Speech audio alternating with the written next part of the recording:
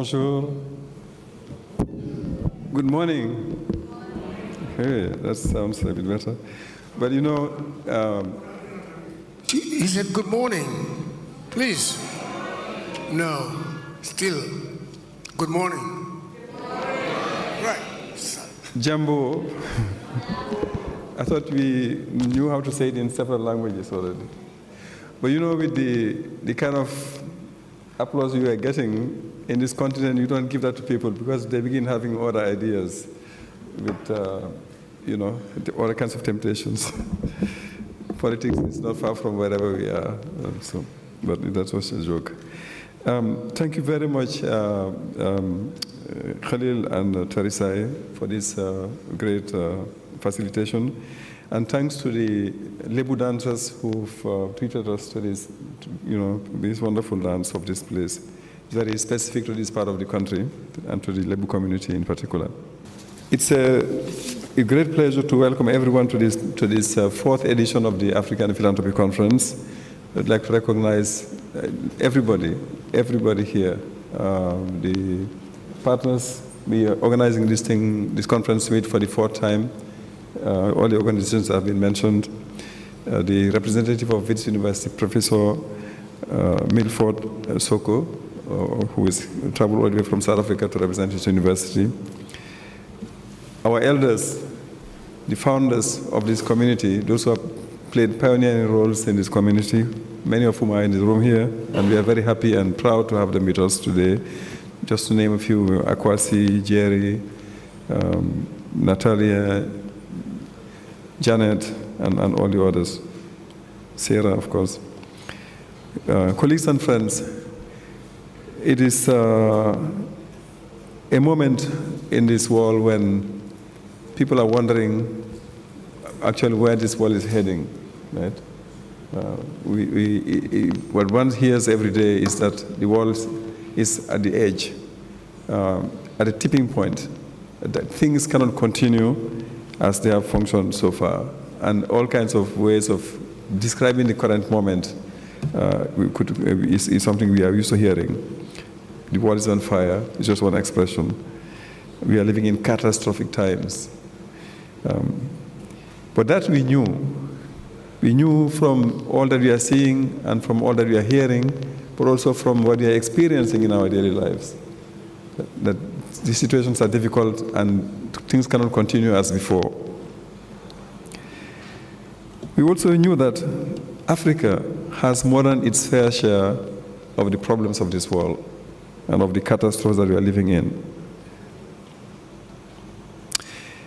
Nowhere are the crises that we are living in felt more than in Africa itself, where you have all the things we talk about, the floods, the fires, the droughts, the pandemics, the wars. So things must change, and the big question is how and in what direction. We know that another world is possible. Civil society, social movements around the world have been struggling to demonstrate that it is possible to have another world, for things to be different. African scholars and thought leaders have also been engaged in that exercise of demonstrating that it is possible to do things otherwise. We know that we can create better futures. We know that humanity needs and can create new horizons for our world.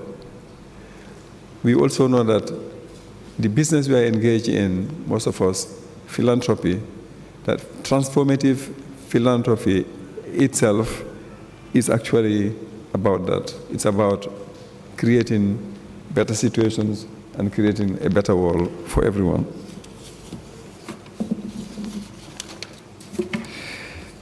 We see young people in large numbers and women getting better organized, being more creative in the way they go about things, getting a mastery of new technologies in incredibly rapid and short spaces of time, and seeking to bring about changes in the lives of not only their families, but in the communities also in which they live. And with all that, we have seen the African philanthropy community also growing and becoming much more self-confident and much bolder in what it is trying to do. And we will have an illustration of that in some of the initiatives that will be announced in this particular edition of the African Philanthropy Conference. We'll be speaking about the Pan-African and feminist philanthropies. We'll be speaking about the African Social Movements Fund. We'll be speaking about women in philanthropy and other initiatives. I think, therefore, the choice of the 4th edition of the African Philanthropy Conference is not fortuitous. It is not by chance. It was carefully studied. Because when the world is on fire, people have to stop and rethink. Philanthropy itself must stop and think about its future and about how to pivot. This conference has become an important annual event, an important annual rendezvous on this continent, and we are really very pleased that we have more and more of our global partners and partners from other parts of the South who are joining this conference every year. So we welcome everyone. We welcome particularly those friends and colleagues coming from the other regions. As was done last year, this conference was preceded by a 2-day academic conference, which went very, very well. We were at the Museum of Civilizations for the last 2 days, and we had a great conversation, a very lively one, on all the issues that we are discussing here today.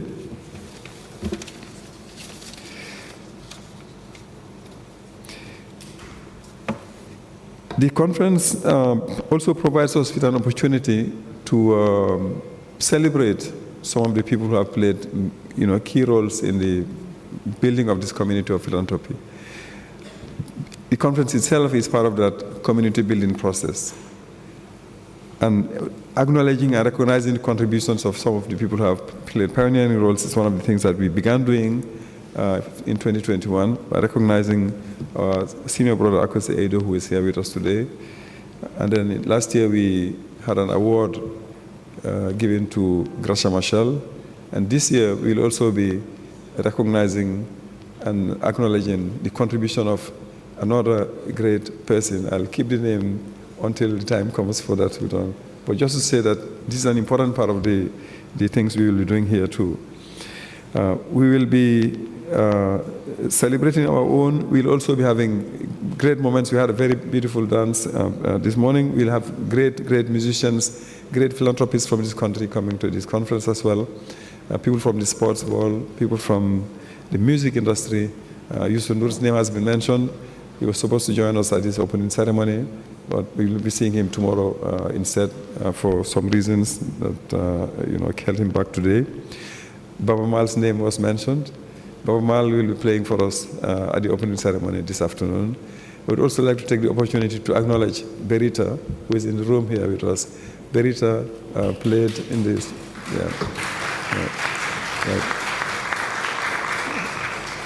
A good friend of this community of philanthropy who played with Baba Mal, in fact, several times when we were fighting COVID. We had an initiative, a joint initiative of the African Philanthropy Network, the Southern Africa Trust, and Trust Africa. We call Community Immunity, drawing attention to the plight of the most vulnerable sections of our societies.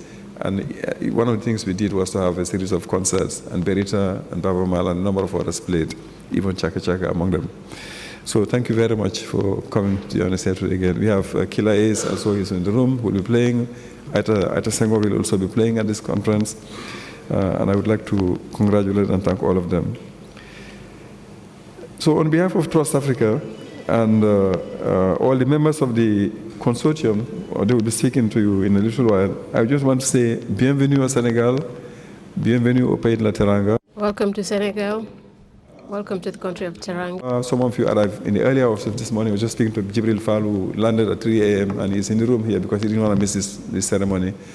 Jerry Salore arrived yesterday evening, and a number of others traveled really from long distances, one from all the way from Asia. Thank you all very much. We feel honored. We feel proud to have you with us here today, and we are looking forward to having a great conversation. It will be in English and in French, and we hope in the next editions we'll also have it done in Portuguese and in Arabic as a reflection of the diversity of our community and the vibrance of our community of philanthropy. So thank you all very much, and welcome again. Merci, Monsieur. Thank you, Mr. Ibrahim Sall. We will now call on Upujo To the podium, Mrs. Stigmata.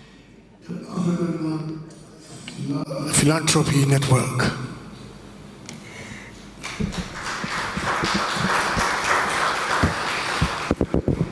Habari. Bonjour.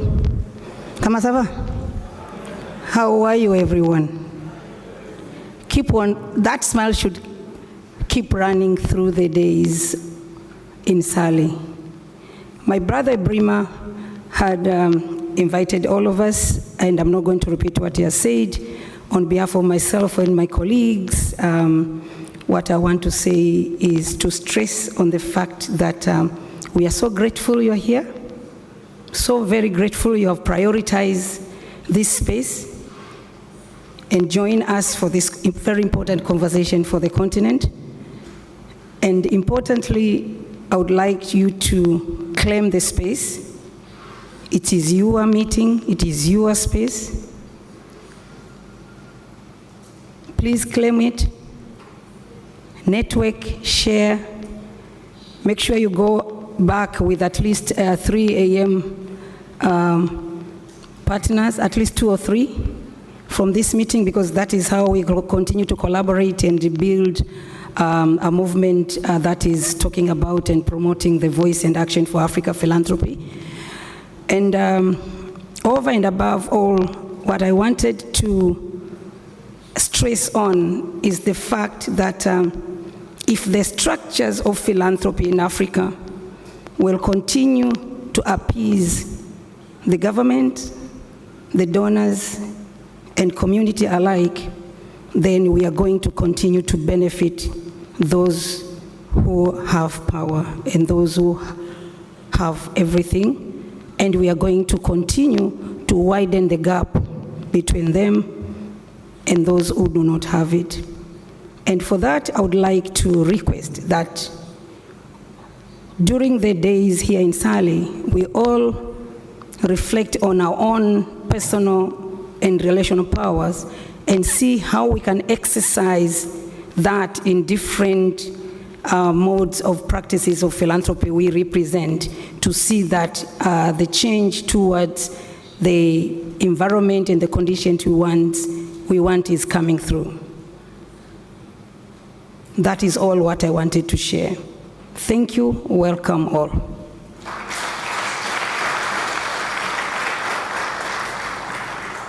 Thank you very much, Dr. Tenga. I think from the transition from Dr. Brima to Dr. Tenga, we can all agree that indeed another way is possible. Now on to the stage is Professor Bekinkos Moyo, all the way from Center on African Philanthropy and Social Investment.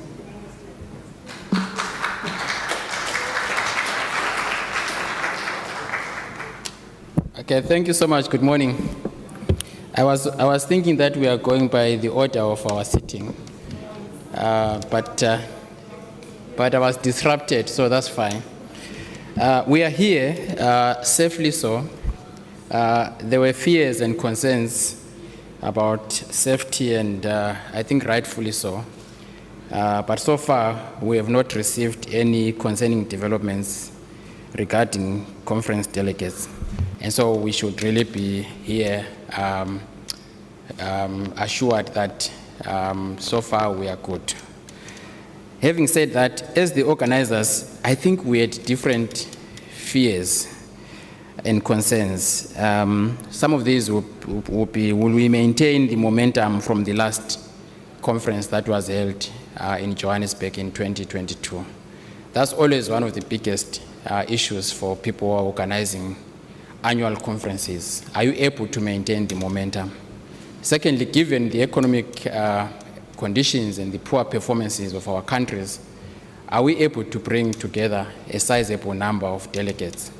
And I want to take this opportunity to thank everyone who have made their way here despite all the hardships and difficulties in the economies in their own countries, but also to thank most of the donors that support the consortium members, because they made it possible for us to be here and to have this conference. But I think we are also very grateful for the continued collaboration of the consortium members. And I want to really take this opportunity to thank Brima Trust Africa, the Trust Africa team, the board members, former staff members of Trust Africa, because I think partnership and collaboration really requires consistent, I would say consistent trials, especially when it comes to issues like putting together an annual conference. And we thank you, Ebrima, and the team for also hosting us this year. Thank you, Stigmata and the APN membership. As I was coming up here, I was thinking that at the last conference, at the first conference in 2019, there were two issues that were very clearly asked of us. One was, do we have enough data and insights to really come together as a collective and discuss philanthropy across the continent? And we did not have that data. And I'm happy that at this conference, the fourth iteration of the conference, we can safely say that we now have a semblance of data and information that is produced by different consortium members and everyone who is in the audience. So we can now authoritatively talk about philanthropy and its expressions in different countries. But we couldn't do so in the past. The second was the issue of celebration of philanthropy. Are we celebrating philanthropy enough? And of course, we are doing so through exhibitions, as you heard earlier, we are doing so through awards. But you will note that these are not new issues at all. When we were establishing AGN then, these were some of the issues that actually came up. So we are building on what others had already put in place. So this annual conference is not something that we started to reinvent the wheel. We are actually building on what was already put in place by some of you, but also the APN membership and the APF membership, among others. So I really wanted to make that point, because at times people say, where is the connection between this annual conference and the different continental bodies like APN? You can see they are here. We are working collective. We are building on what was already put in place. But also, we are thankful for the continued support and collaboration with the Africa Philanthropy Forum.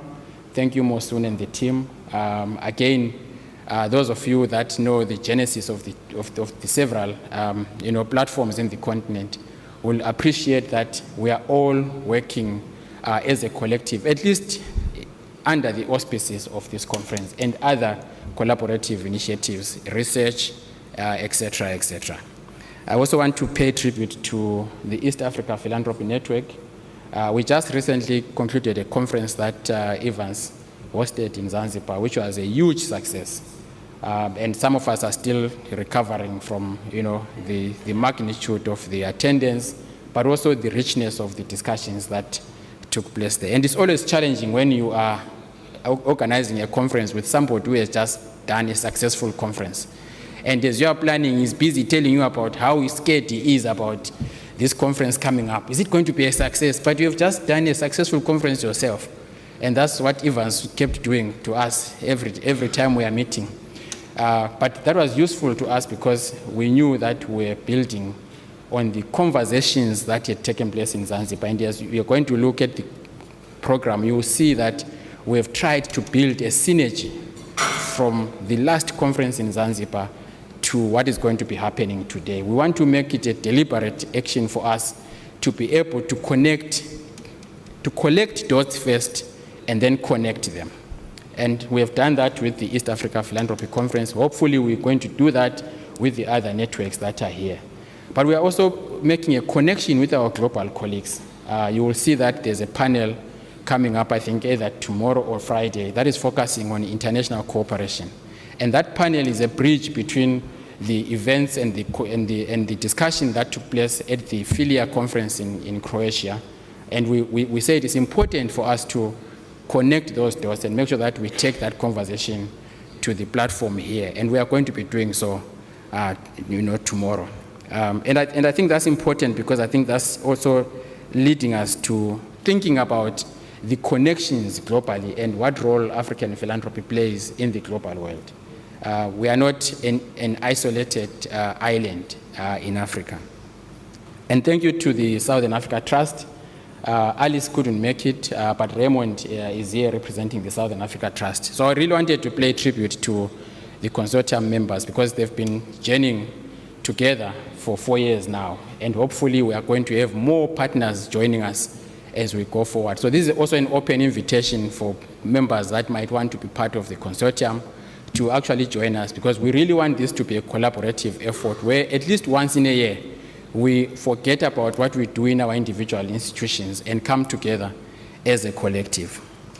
The West Business School and the West University has been a very good host and incubator for CAPSI. My colleague, Professor Milford Soko, is here. He's going to be addressing us later, representing the head of school. But also my colleagues from CAPSI, our students who are here, our research associates who are also here. They've also been part of this journey that we've been on. And they've really been helping us to produce as much data and information as possible. We have done research right now in more than 30 countries. And we have got a desk outside there with different reports that we have produced, including a journal that we are also publishing every year with some of the latest thinking, some of the latest data in the field. And so I invite all of you to see my colleagues out there and pick as many reports as you can. Some of them, in fact, all of them are available also online, so you can actually access them. Lastly, I've been spending a lot of time reviewing our research products, but also speaking to many leaders using our Conversations in African Philanthropy podcast. And I'm learning that there are so many narratives when it comes to the story of philanthropy. There's no single story, so many narratives. And those narratives are in many ways presented in different thematic, but also in different sectoral experiences. And I think the theme of this conference, Philanthropy at an Inflection Point, presents us an opportunity to analyze the different narratives. It presents us an opportunity to look at the different insights through our own experiences and begin to see the kinds of inflection points or an inflation that, in your sector, in your own organization, in your own thematic area, and how that is likely to help us develop a transformative philanthropic practice going forward. And I think for me, if there's one takeaway from this conference, is really the ability for all of us to collectively come together and say philanthropy is at an inflection point, but what does that really mean in my day-to-day experience as a philanthropist, as a philanthropic practitioner, but also as a recipient of philanthropy? And how can I use that to change the lives of many? With those words, I would really want to say you are all welcome. Thank you for honoring our invitation. Hopefully, we are going to meet all of you, maybe doubled, in our next iteration of the conference next year. Thank you very much.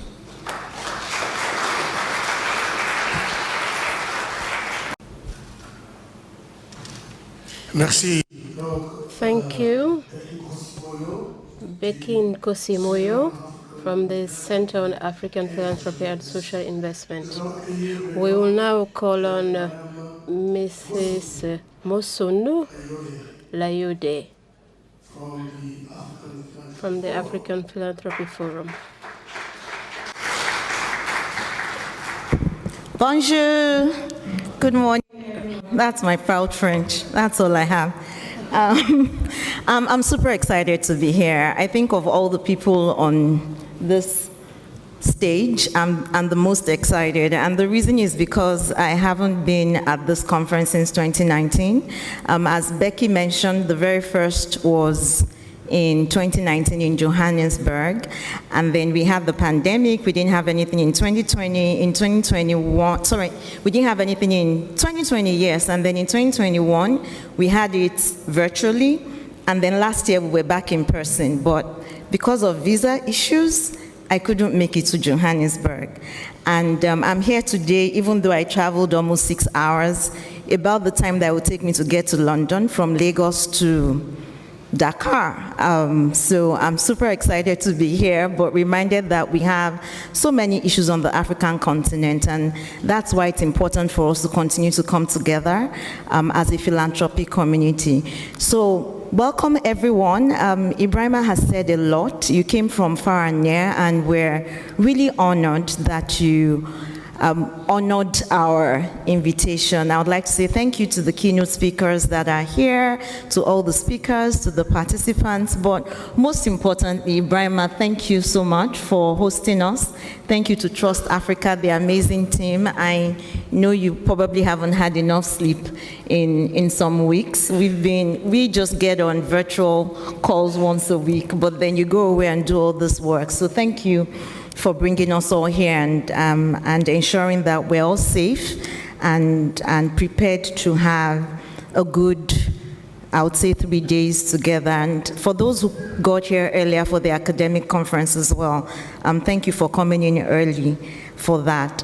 So for me, this theme is particularly important, not just because I'm in the philanthropic community and I run African Philanthropy Forum, but also just because I am an African. And again, Ibrahima said so much about all the challenges that we have on the continent. Becky and Stigmata have also talked about the importance of us coming together. But what I would like to leave you with is really to say that, one, this topic didn't happen to us or happen on us by chance. It was carefully thought through, and we arrived at this because it really is an important time for us, not just as Africans, but also in the world because of all that we see around us. But more importantly, the people in this room were carefully curated. You're not here by chance. Everyone was selected, invited for a specific purpose. And those in this room have the capabilities to go out and change our situation, to go out and influence their own communities. And we are all working in one area of the philanthropic community or the other. There are foundations here, there are PSOs here, there are NGOs here, we have the academia here, and we have a good group of people that can influence how things are done in Africa. And so my challenge to you really is to network. I have been networking. I had a very interesting conversation at breakfast today, and I met two people, one that I have known for many years but never met, and the other I was trying to find how I would meet, and I was told, oh, he's sitting right next to you. So it's interesting what's already happening. So I'll challenge you to make sure that you move outside of your comfort zone and meet people that you typically wouldn't meet, but also open your mind, contribute. We want to hear from you candidly. My sister from Zimbabwe, in opening the conference, said that the feedback from the academic session was, there were big words. What do you expect? It was an academic conference. And, you know, I always tremble with trepidation if I'm coming after Ibrahima and Becky, because I just don't know what else, because they would have said it all. But I'm saying that to say, expect no big words here. We're breaking it down. And we are giving the facilitators permission to make anyone who uses a big word to break it down. If we don't understand it, we want to break it down. So open your mind, listen, contribute, give us candid feedback, because we're going to take it all. Becky laid it out clearly when he spoke. Everything we have done since inception is to take feedback and improve our conferences. So would like to hear from you, would like to take what we're hearing back to improve how we do our work. We would like you to go back to improve how you do your own work, and let us influence how we do things more, do things better, do things faster. And so let's have an amazing 3 days. That's all I've got. Welcome.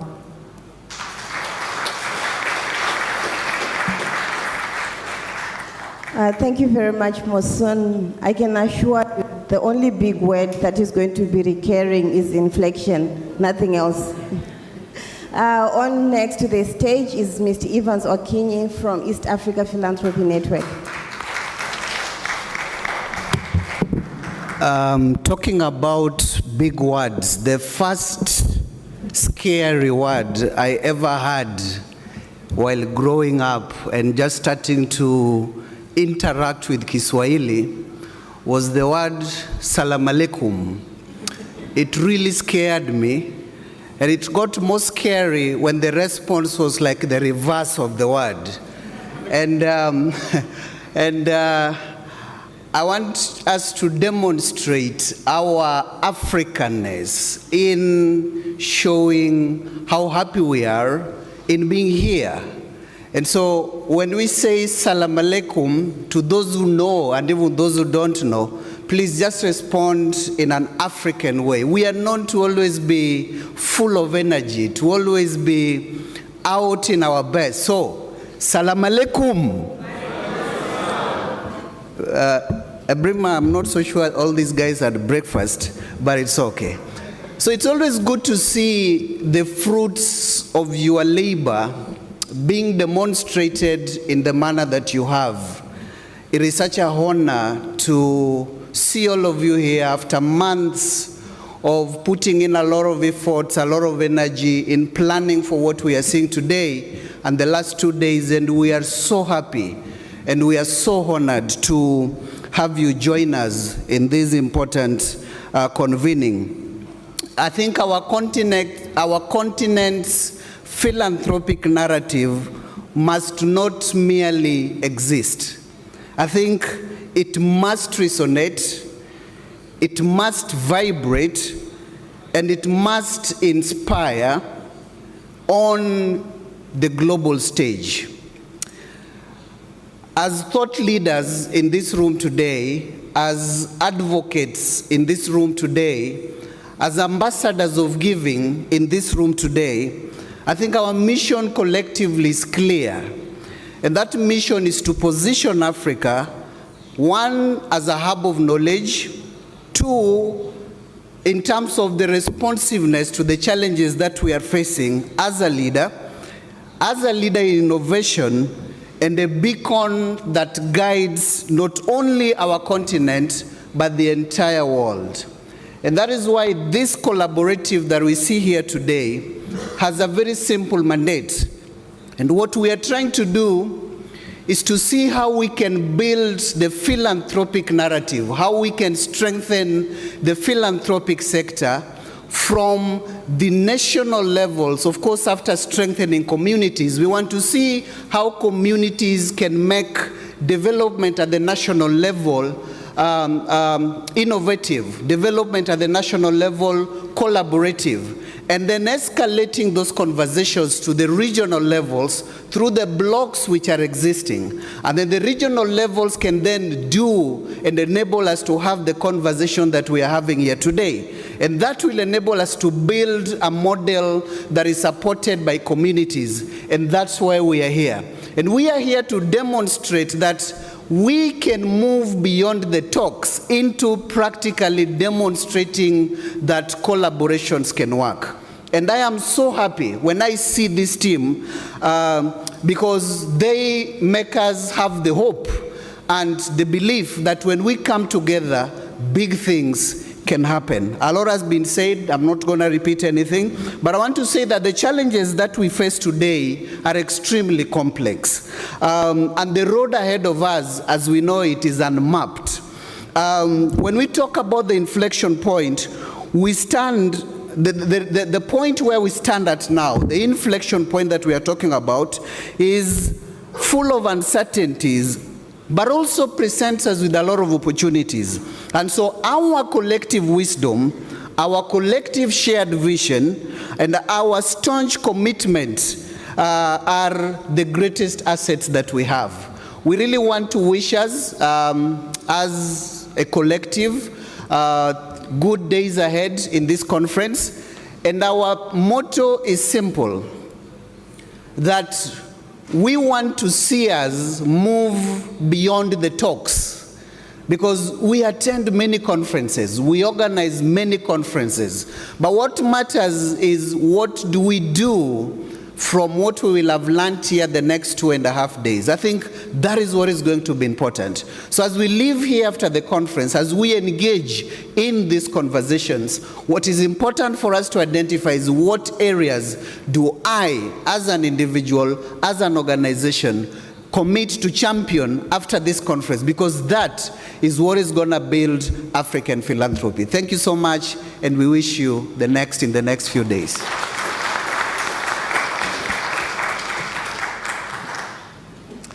Thank you. Merci beaucoup, Monsieur Monsieur Evans Okini, East African Philanthropy Network. Merci. Merci beaucoup.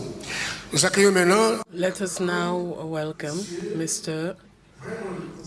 Raymond Muchewa.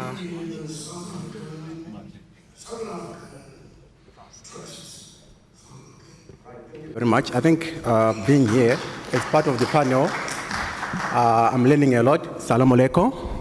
That's one thing I've learned clearly. And also being an African. If you follow, this morning I was chatting to a colleague from our Southern Africa region, more specifically from South Africa. I was mentioning today South Africa was playing the women's soccer team. And they won 3-2. Salmonan, South Africans in the room. So as a soccer lover and as a soccer follower, I recall Tarisa was asking different questions to different colleagues in here. But the Women's World Cup is happening. South Africa has gone to the last 16 of the World Cup. So it's quite a huge achievement, which we should also be proud of as South Africans. But talking of big words and buzzwords, I'm a finance person, and I believe in graphs and pie charts. So the qualitative part was done, but now I want to bring the charts and the stats into these conversations. So if you look at an inflection point, I did calculus and geometry at school, right? Now an inflection point is a location on a curve where there's a change, either downwards or upwards, right? But if you look at it in a business, you have to marry the two. Where is that significant change? Now the business has to change, right? If you look at us as philanthropists, we are in business, right?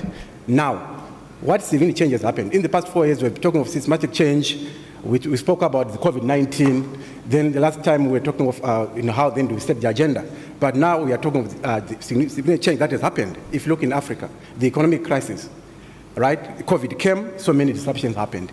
But what is the role of philanthropy in all this economic crisis that has been happening? If you look at what has been happening across Africa as a whole, Ukraine, Russia war, let's not forget about that, the changing in the funding landscape. I, as a grant maker, I know for sure the application of a grant, it becomes monotonous and a challenge. But now, as philanthropists, how then do we support our communities to have meaningful change and being sustainable? Grant making has changed itself, but now we look at philanthropy, right? Becky and Co have mentioned it. We are all in here, the participants, the co-partners, for us to change the narrative. When I say I believe in data, research has been done, there's data, that's the change that we need. Now we've got masters in philanthropy that's taking place. We've got academics in the room. We need to harness that information, package it in a manner after the 2 days where we come up with tangible solutions as philanthropists. What do we need to achieve as our communities? Philanthropy speaks to self-interest. As a community, you know exactly what you need to achieve. That's why we are here. For the coming 2 days, we talk of the 4 Ps: power, policy, practice, and people. Exactly. How can I forget people? So after harnessing this, you will find across those 4 thematic areas, there's quite interesting debate that's going to happen. I'll pick up on practice, information technology, and resource mobilization. If you look at quite a number of thematic areas that are going to be discussed, these are quite rich conversations that we have throughout the 2 days. So for us as the co-partners, we are here to support, and thank you very much as the participants for choosing to come to this conference. I've been part of this for the past 4 years, again, as being part of the coordinating team and working in the background for this. But I'm quite excited to have you all here. And again, thank you very much for making time. Hopefully, Bafana Banyana will take us all the way to the World Cup finals. And thank you very much.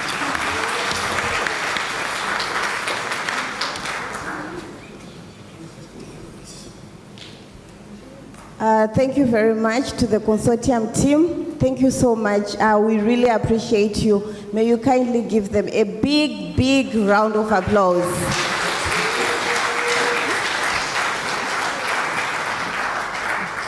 I think they are very important nuggets that you have picked up from this conversation.